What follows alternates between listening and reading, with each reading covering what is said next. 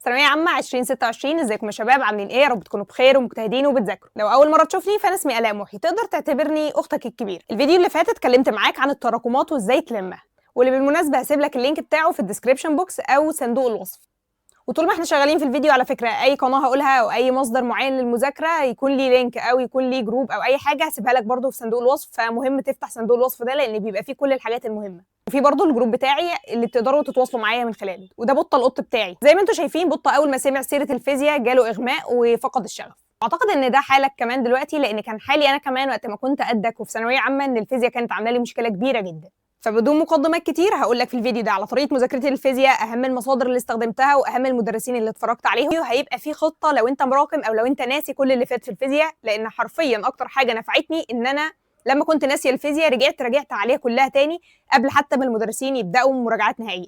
فهقول لك كل ده بالتفصيل دلوقتي، وان شاء الله الفيديو ما يطولش معانا. بس مبدئيا هتفق معاك على حاجتين دلوقتي. رقم واحد، هتصلي على الرسول صلى الله عليه وسلم. رقم اتنين، هتكتب لا حول ولا قوه الا بالله في الكومنتات بنيه نجاحي ونجاحك. وتقدر تشترك دلوقتي في القناه عشان تبقى واحد من العيله. عشان تعرف تحل الفيزياء كويس محتاج تسمع شرح كويس. انا مش شرط خالص ان انا بتكلم عن المدرسين اللي انا هقول لك عليهم في الفيديو.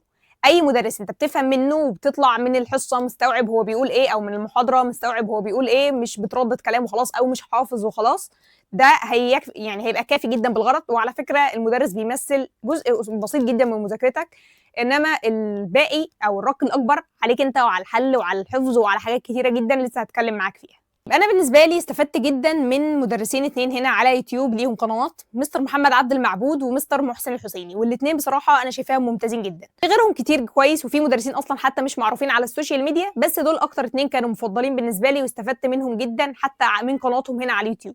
وعلى ذكر سيره القنوات، في قناتين هنا مهمين جدا موجودين على يوتيوب لاي حد بيحل اي كتاب خارجي سواء الامتحان او الوسام او نيوتن، هتلاقي اكيد الكتاب اللي هم بيحلوه، وكمان بيعملوا عصير كتب. رقم واحد مس اماني منصور، رقم اتنين قناه الفيزياء والحياه باشمهندس محمد وصفي. القناتين دول فرقوا معايا جدا لان انا كنت بغلط كتير في الفيزياء، فكنت بروح اشوف الحل بتاعي مع القناتين دول. كنت معتمده بشكل كبير جدا على مستر محمد عبد المعبود، واحيانا كنت باخد نوتس وراه يعني، او بكتب يعني وراه الحاجات اللي انا شايفه ان هي مش موجوده في الكتاب. يعني كنت ببقى وانا بسمع المحاضره، كنت اونلاين وكنت بسمع المحاضره ببقى فاتحه قدامي الكتاب، لو في حاجه مثلا هو قالها مش موجوده في الكتاب بزودها، ولو مثلا قال على فكره معينه جت في امتحان او الكلام ده بكتبها بحيث ان انا اذاكرها مع مذاكرتي للدرس. خلصت المحاضره، وحاول ان انت ما تقعدش توقف المحاضره كتير قوي يعني علشان الوقت وعشان ان انت ما تراكمش وتلاقي نفسك قعدت اليوم كله بتسمع المحاضره. خلصت سماع المحاضره تبدا ان انت تمسك مصدر للشرح، وغالبا انا بفضل كتاب الامتحان. كتاب الامتحان في الفيزياء تحديدا كان ممتاز جدا. ماشي، فمسكنا كتاب الشرح وبدانا نقرا. هل القراءة دي كافية؟ أكيد لا، ففي قوانين بتتحفظ، كمان بحل تاني الأسئلة المجابة. يعني أنت لو فتحت كتاب الشرح الامتحان دلوقتي هتلاقي إن هو أصلا حاطط أسئلة بإجابتها، تمام؟ أو بالشرح بتاعها. فأنا كنت بذاكر الكلام ده وأحلها مرة لوحدي، يعني أحاول أحل السؤال مرة لوحدي، تاني مرة أحاول إن أنا أفهم كويس جدا الشرح اللي مكتوب. طول ما أنا شغالة أي قانون أو مجمعاه في ورقة خارجية عشان بقعد أحفظ القوانين دي كويس جدا وأخليها قدامي وأنا بحل.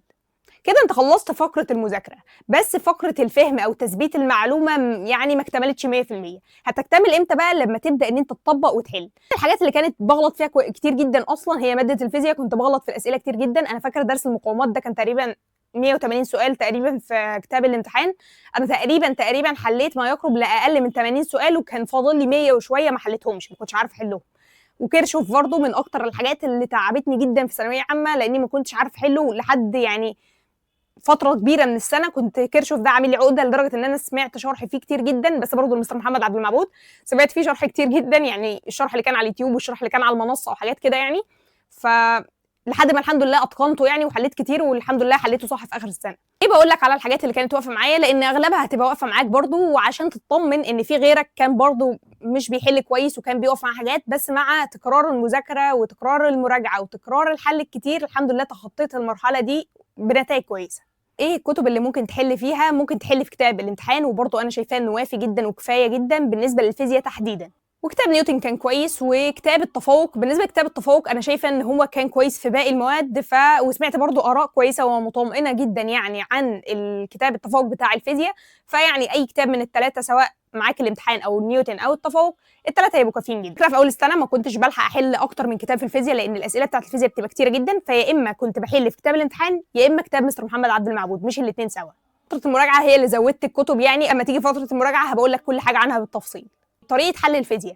انا كنت بحل لوحدي عادي، يعني مش لازم ان انا افتح الفيديو بتاع الحل، سواء اي مدرس، يعني ما كنتش لازم افتح الفيديو الا لما كنت بغلط. يعني كنت بحل اي سؤال يقف قدامي اعلم عليه، وبعد كده اجمع الاسئله دي، افتح اشوف الحل بتاعها وانقلها في كراسه او كشكول. كنت عاملاه كشكول للاغلاط بتاعتي او الغلطات بتاعتي. يعني ايه اغلاط دي؟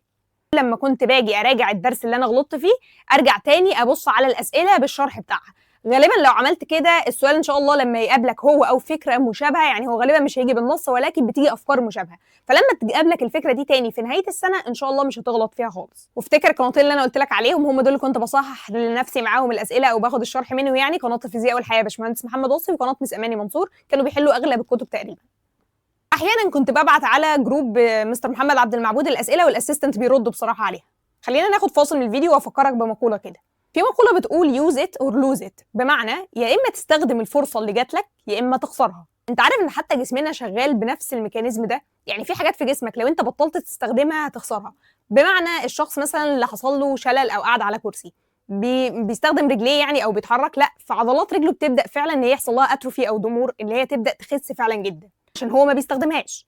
فكل حاجه في حياتنا تقريبا ماشيه بنفس الميكانيزم ده او بنفس الاليه او الطريقه دي، ان انت لو ما استخدمتش الحاجه اللي عندك هتروح منك، او ان انت لو ما استخدمتش الفرص واستغلتها كويس هتروح منك. ايه علاقه ده بالثانويه العامه؟ علاقته ان انت اتيحت ليك الفرصه ان انت تدخل ثانويه عامه، واتيحت ليك الفرصه ان انت تكمل تعليمك. في غيرك ما توفرتلوش الفرصه دي، وانا اعرف ناس فعلا كانت نفسهم تدخل ثانويه عامه وما عرفوش بسبب ضغط اهلهم او بسبب المصاريف او بسبب حاجات كثيره جدا، او بسبب حتى ان هم ما كانوش بيذاكروا في ثالثه اعدادي وما جابوش المجموع اللي يدخلهم ثانويه عامه. فانت في نعمه دلوقتي او في فرصه المفروض ان انت تستغلها وتحمد ربنا عليها. على الجزء الثاني بتاع الفيديو، الجزء الثاني ازاي تراجع الفيزياء او ازاي تخلص كل اللي مراكمه في الفيزياء. مبدئيا ممكن تسمع شرح اي مدرس، مش شرط خالص الشرح اللي انا هقول عليه، بس يا ريت يبقى الشرح اللي انا هقول عليه لانه فرق معايا جدا. ازاي كنت براجع بقى بعد ما خلصت المحاضرات وفي حاجات فيها كانت يعني مش قوي وفي حاجات فيها مراكمه شويه حل ومش عارفه ايه والكلام ده، بدات ان انا اخد شابتر او فصل من الفصول على بعضيها كده، اسمع شرح مجمع تاني في كل جزئيه اسمعها، اروح اذاكرها تاني من الكتاب كويس جدا وبعد كده ارجع احل عليها تاني. فلقيتني ان انا براجع كل حاجه تقريبا، وكان وقتها صراحه كان تقريبا معايا كتاب مراجعه نهائيه قديم، فكنت بحل منه جزئي على الفصول. طيب انت معاك كتاب قديم مش معاك عادي، حل تاني الاسئله بتاعه الدرس او حل مثلا من مصدر تاني لو انت معاك كتابين للماده، فعادي يعني حل من اي مصدر مش هتفرق. ايه بقى الشرح اللي انا كنت بسمعه مجمع الفصول ده؟ هو كان مستر محمد عبد المعبود منزله سنه 24، كان مراجعه فصول، وهتلاقي اللينكات في الحاجات اللي انا بتكلم عليها دي هنا في صندوق الوصف.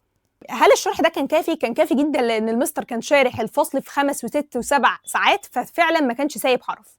فده تقدر تعتمد عليه للمراجعه او لو انت مراقب. طيب كل فصل تقريبا ياخد معاك، لو انت بتراجعه ياخد معاك يوم، لو انت مش بتراجعه واللي بتذاكره لاول مره ممكن ياخد معاك يومين. فتخيل انت مثلا فايتك 3 فصول بتراجعهم او بتذاكرهم في 6 ايام بس، وتبقى لميت كل اللي متراكم عليك في الفيزياء، تقسمهم كل فصل على يومين. حرفيا الخطه دي تلم لك الدنيا وتخليك كمان لاحق نفس اللي زمايلك عاملوه من اول الترم، وتبقى حالل ومراجع ومظبط كل حاجه. سريعا خطه المراجعه او خطه المراكمه، يعني الطالب المراكم يعمل ايه؟ هتفتح الفيديو بتاع المستر محمد عبد المعبود اللي هنا اللي هو شارح فيه الفصل في عدد ساعات كبيره، تقسمه كل جزء تسمعه تروح تذاكره من كتاب الشرح وتحل عليه، ومش لازم تحل كل عدد الاسئله، ممكن تحل مثلا 30 40 سؤال، اول ما تلاقي افكار متشابهه عديها. يعني لو انت بتراجع اعتقد ان الفصل يخلص معاك في يوم، ده معدل كويس جدا.